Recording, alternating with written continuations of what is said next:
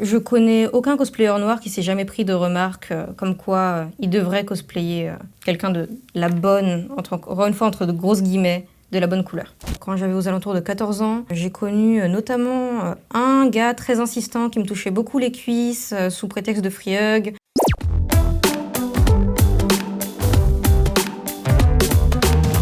Je m'appelle Ayn, enfin Kargissa sur les réseaux. Je suis cosplayeuse et je vais cosplayer Ichigo aujourd'hui avec Mademoiselle. Le pseudo vient en fait de Karma et Nagisa, donc c'est deux personnages d'Assassination Classroom, un animé que j'aimais beaucoup quand j'étais au collège.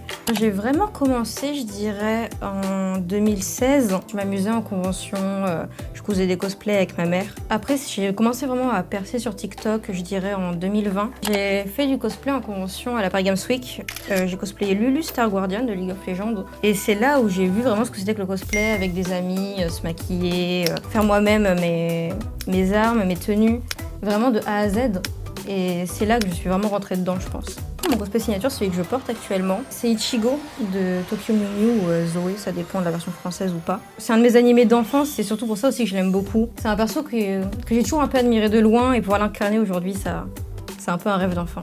L'anti-cerne, j'en mets tout le temps, mais le fond de teint, ça dépend aussi, par exemple, si j'ai bronzé ou autre. Et pour pas que ça fasse trop épais aussi en fonction de l'éclairage que j'ai à disposition. Clairement, je pense que ma plus grande inspiration, ça peut se voir sur les réseaux sociaux.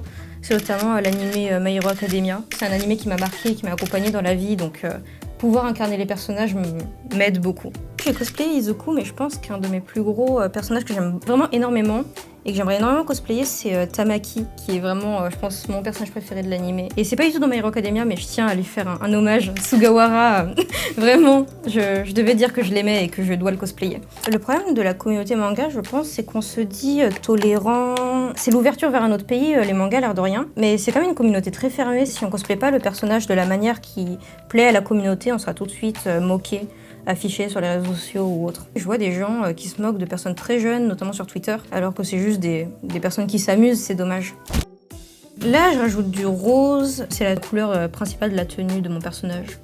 Quand j'enfile mon cosplay, j'ai vraiment l'impression d'être une autre personne. Certains ont l'impression de devenir le personnage, moi j'ai l'impression de devenir Kargissa en quelque sorte. Je deviens quelqu'un de plus extraverti, de plus intéressant. Typiquement pour aujourd'hui, j'étais stressée et je me suis dit bon là je passe le relais à Kargissa. Ça m'aide un peu dans les situations stressantes. Pendant très longtemps, je sais plus si c'est vraiment le cas parce que je fréquente plus ce genre de cosplayer. C'était très mal vu dans le cosplay d'acheter ses cosplays. Il y a moins de mérite pour certains, alors que pour moi c'est exactement la même chose. Le cosplay c'est avant tout incarner un personnage. Donc que tu l'achètes, que tu le fasses toi-même. Certes, il n'y a pas le même travail derrière, mais on reste néanmoins un cosplayer. Si j'ai la flemme, je l'achète, mais si j'ai pas d'argent, soit j'attends, soit je me bouge et je me dis bon bah je vais le coudre.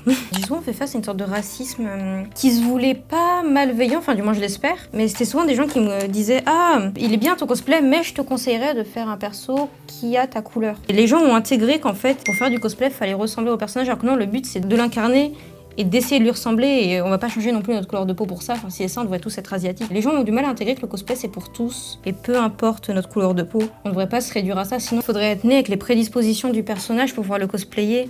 Et c'est pas le but du cosplay.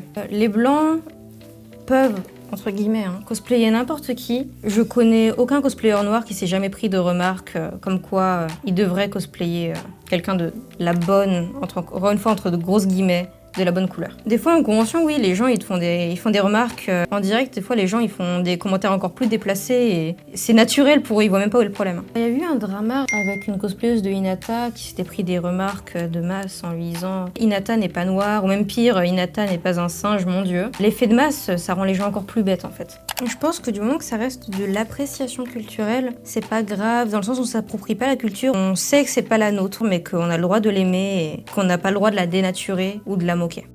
Beaucoup pensent nous connaître parce qu'ils ont beaucoup regardé notre contenu. Il y en a qui font des dons, qui commentent beaucoup ou autres, et ils pensent être proches de la personne. C'est pas parce qu'on montre quelque chose sur les réseaux qu'on est pareil dans la vraie vie, et c'est pas pour autant aussi qu'on donne notre consentement pour qu'on se comporte mal avec nous, qu'on nous touche ou autre. Il y a des gens qui ont des panneaux avec écrit Freehugs dessus, et donc ils donnent des câlins gratuits.